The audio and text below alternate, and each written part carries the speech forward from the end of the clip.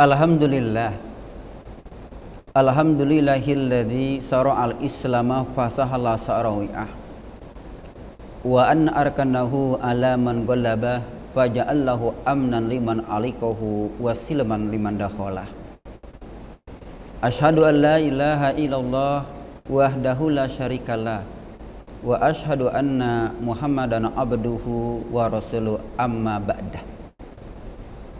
Fasma'u wa tafakkaru wa tadabbaru ma qalallahu ta'ala Qur'anan ajaban wa arabiyyan wa syifaan wa busra wa hudalil muttaqin. A'udzu billahi samiil alim minasy syaithanir rajim min hamzihi wa nafthihi wa nafsihi. Duribat alaihim dillatu aina ma sukifu illa bihablim minallah wa hablim minan nas. Al-ayata fi buyutikum. Rabbi shrah li sadri wa yassir li amri wal 'uqdatam min lisani yafqahu qawli. Ihwata iman, pencinta kajian online pimpinan cabang Persatuan Islam dimanapun berada. Pertama-tama marilah kita sama-sama meningkatkan keimanan dan keyakinan kita kepada Allah Subhanahu wa taala, dengan harapan, keyakinan, keimanan yang ada dalam diri kita meningkat kepada nilai takwa kepada Allah Subhanahu wa taala. Ketakwaan yang sebenar-benarnya takwa, sebagaimana Allah berfirman kepada kita, ya ayyuhalladzina amanu ittaqullaha haqqa tuqatih wa la tamutunna illa wa antum muslimun. Dan mudah-mudahan ketakwaan yang ada dalam diri kita jadi power kekuatan kita dimudahkan oleh Allah Subhanahu wa taala untuk beramal soleh.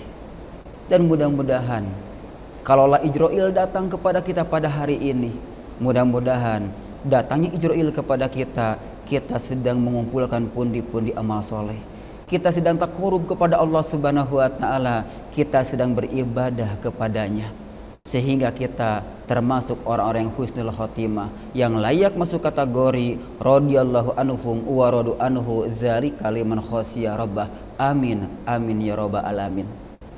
Ihwata iman, pecinta kajian online PC Persatuan Islam Bale Endah. Islam agama yang sangat sempurna, agama yang sudah benar-benar menyeimbangkan antara dunia dan akhirat.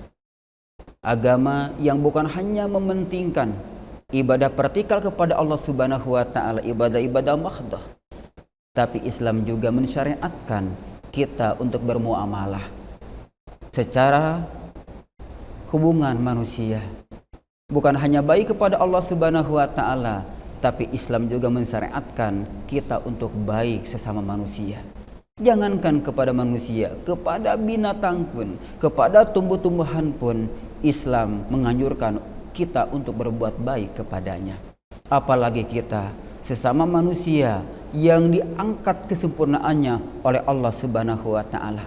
Maka pantas kalau Allah Subhanahu wa taala memberikan gambaran kepada kita, duribat alaihim dillatu aina ma sukifu illa bihablim minallah wa hablim minan nas.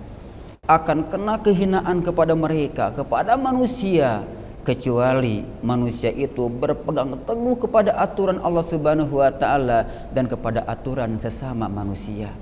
Artinya, secara vertikal kepada Allah Subhanahu wa taala dan secara horizontal juga sama manusia, Islam mensyariatkan untuk berbuat baik, untuk memenuhi hak dan kewajibannya sesama kita manusia. Kita ingat mungkin ketika kita di madrasah ketika kecil, ada istilah dalam pelajaran akhlak, awin ahoka mastatota. Tolonglah, bantulah, belalah saudara kamu sekemampuan kamu. Dari awal saja ketika kecil, kita sudah dibina, dikasih pondasi oleh guru-guru kita. Untuk apa? Untuk berbuat baik kepada sesama manusia, kepada teman kita, kepada kawan kita, ditakdirkan kepada musuh kita pun, orang yang benci kepada kita, tetap kita harus ar-ruhama, ada belas kasih di sana. Banyak hadis-hadis yang mensyariatkan dan juga ayat-ayat Quran yang menerangkan bagaimana Allah mensyariatkan Dan Rasul menjelaskan keutamaan-keutamaan orang yang saling membantu, saling menolong, saling menjaga, saling membela.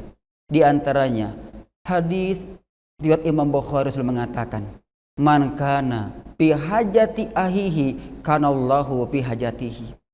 Barang siapa yang punya kemampuan memenuhi kebutuhan saudaranya, barang siapa yang membantu keperluan saudaranya, maka Allah Subhanahu wa taala akan membalas dengan memenuhi kebutuhannya.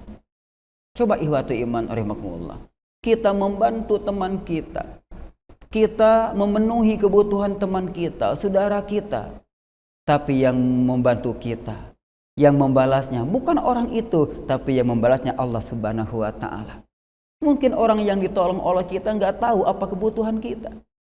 Orang yang ditolong oleh kita nggak tahu apa keinginan kita, apa harapan kita. Tapi Allah tahu apa yang kita inginkan. Allah tahu apa yang kita cita-citakan. Allah tahu apa yang kita harapkan. Yakin dengan memenuhi kebutuhan saudara kita, Allah akan memenuhi kebutuhan-kebutuhan kita yang belum tentu kita juga mampu berusahanya. Tapi dengan Allah Subhanahu wa taala memberikan jalan kepada kita dengan memenuhi kebutuhan orang lain, Allah akan memenuhi kebutuhan kita. Wa man farraza an muslimin kurbatan farajallahu anhu biha kurbatan min kurabi yaumal qiyamah. Barang siapa yang melapangkan suatu kesusahan saudaranya sesama muslim, maka Allah Subhanahu wa taala akan membalas orang itu, dilapangkan daripada kesusahan pada hari kiamat. Pada hari kiamat saja dibalas oleh Allah, apalagi di alam dunia pasti Allah akan memberikan balasannya kepada kita. Dengan syarat apa? Kita membantu kepada sesama manusia, kepada teman kita, kepada sahabat kita. Malah ikhwata iman rahimakumullah. Dalam hadis Imam Muslim, Rasul menegaskan, "Man istata'a minkum an yanfa'a akhahu falyaf'al." Barang siapa yang punya kemampuan memberikan manfaat kepada saudaranya, kerjakan. Jangan dinanti-nanti. Ketika ingin berbuat baik, jangan dinanti-nanti. Kenapa? Banyak berpikir, banyak menimbang, banyak mengingat. Kadang-kadang yuwaswisu fi sudurinas, datang godaan setan kepada kita yang akhirnya kita ogah untuk menolongnya. Jadi kalau ada kesempatan menolong, membantu saudara kita, tolonglah. Malah kan sebagaimana yang kita ketahui, orang yang didolim perlu dibantu. Malah orang yang mendolim juga disyariatkan untuk dibantu. Dengan cara apa? Dengan cara mencegah dia untuk berbuat dolim, atau kita menasihati dia supaya dia sadar tidak berbuat dolim. Subhanallah, itu apa yang Rasul ajarkan kepada kita. Dalam hadis lain Rasul menegaskan, "Man kana lahu fadlun min zadin falya'ud bihi ala man la jadallahu." Barang siapa yang mempunyai kelebihan dari bekalnya, maka kasihlah orang yang pada waktu itu enggak punya bekalnya. Coba lihat, Rasul mengajarkan kepada kita untuk saling membantu, untuk saling menolong. Jangankan kepada orang yang minta, orang yang tidak minta juga kalau kita tahu, kita lihat, kita bantu. Bagaimana asar daripada utusan Allah Subhanahu wa taala? Ketika Nabi Yusuf alaihissalam, dia didatangi oleh saudara-saudaranya, oleh kakak-kakaknya. Padahal kakak-kakaknya pernah mendolim dia, pernah membuang dia ke dalam sumur. Tapi ketika dia datang kepadanya, dia membantunya, dia menolongnya, dia tidak membalas dengan pendoliman lagi. Masya Allah, ini asar daripada Nabi Yusuf alaihissalam. Kemudian ketika Nabi Musa alaihissalam datang ke sebuah sungai atau sumur yang di tempat itu banyak orang yang mengambil air dengan antri. Dia melihat dua orang perempuan yang lagi diam, bagaimana cara mengambilnya. Karena orang berdesak-desakan. Nabi Musa langsung ingin membantu dua perempuan itu untuk mengambil airnya walaupun tanpa diminta oleh mereka. Islam mengajarkan seperti itu untuk saling menolong. Apalagi Nabi kita, Nabi Muhammad SAW, banyak riwayat-riwayat yang menjelaskan bagaimana dia sayangnya kepada sahabat, sayangnya kepada sesama muslim, sayangnya kepada orang-orang, jangankan orang yang cinta kepada beliau, yang benci juga dia tolong. Kita ingat mungkin sebuah kisah di mana ada seorang kakek-kakek yang buta, yang senantiasa mencemooh, menjelekan Nabi Muhammad SAW. Tapi Nabi membalasnya dengan apa? Dengan kebaikan. Setiap hari dia menyuapinya, setiap hari dia memberi makannya. Masya Allah, itu adalah kedua uswah daripada Nabi kita. Malah ihwata iman rahimahullah, Umar bin Khattab pernah menceritakan bahwa ada seorang pengemis datang kepada Rasulullah meminta sesuatu. Kemudian Rasul membantunya. Tidak lama dia datang lagi kepada Rasul. Rasul membantunya. Terus-terusan dia minta Rasul membantunya. Sampai Rasul diminta oleh pengemis itu, Rasul nggak punya apa yang harus dikasihkan. Apa kata Rasul? Wahai pengemis, ambillah oleh kamu apa yang kamu inginkan. Dan apa yang kamu ambil, biarlah itu menjadi utang diriku. Ini gambaran ihwatu iman. Sampel daripada para utusan Allah Subhanahu wa taala untuk mencintai sesama manusia, apalagi muslim dengan muslim. Dan yang terakhir ihwatu iman, dalam sebuah sejarah, kalau tidak salah itu dalam perang Yarmuk, ketika ada seorang sahabat dia akan minum, kemudian terdengar oleh dia alama alama alama, seseorang yang dari jauh meminta air. Sahabat itu ketika akan minum mendengar orang yang minta air, dia datang kepada sahabat itu untuk memberikannya. Dan air itu diberikan kepada orang yang teriak minta air. Ketika orang itu akan minum, terdengar sahabat yang lain alama, minta air lagi. Orang itu bilang, wahai sahabatku, berikan kepada orang itu yang minta air. Terus seperti itu. Ketika dia datang kepada orang yang ketiga, orang itu sudah meninggal dunia karena kehausan. Dia balik lagi kepada yang tadi, semuanya sudah meninggal dunia. Bagaimana mengutamakan orang lain dalam aspek dunia itu disyariatkan ihwatu iman. Makanya dalam kaidah ada istilah al-itharu fil ibadati mamnuun. Mendahulukan orang lain dalam beribadah itu terlarang. Ketika kita beribadah, kita ambil contoh ihwatu iman. Kita punya air sedikit untuk berwudu. Orang lain ingin berwudu. Kemudian air yang sedikit itu dikasihkan kepada orang lain untuk berwudu dan kita tayamum, itu mamnuun, terlarang. Kenapa? Karena dalam ibadah itu harus fastabiqul khairat.